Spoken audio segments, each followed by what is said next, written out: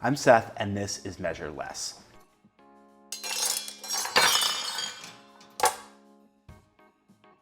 Today, I'm making fresh pasta dough rolled into sheets. This is the foundational step for making any sort of homemade pasta.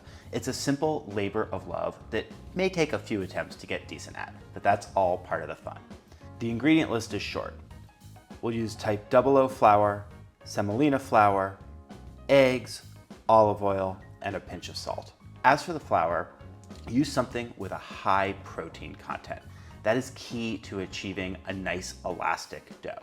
All-purpose flour will work in a pinch, but personally, I've had the most success with a combination of 00 and semolina flour.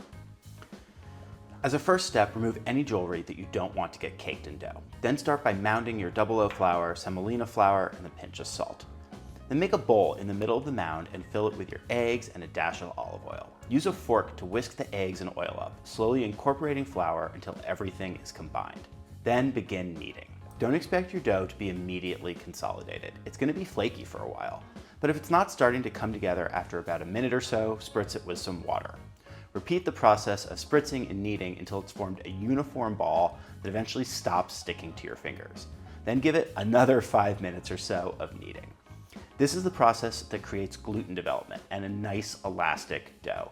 Once you feel like your wrists and forearms simply can't take any more punishment, wrap your dough ball up in saran wrap and set it aside at room temperature for up to a few hours.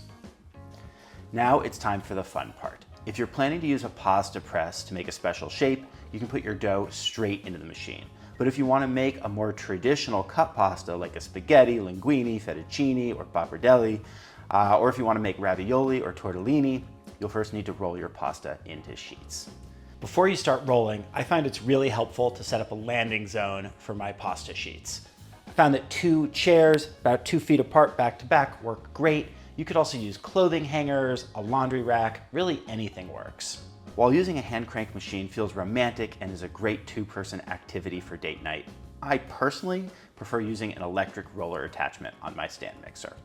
Start by cutting golf ball sized chunks off your dough, using your hand to roll them out a little, and then give them a quick flatten. Then run them through your machine on the widest setting. If your dough consistency is right, you should be able to reduce your thickness setting by 1 tick for each round. I shoot for an internal thickness setting of 6 or 7 on my KitchenAid attachment, but you should experiment with different thicknesses to see what works best for you.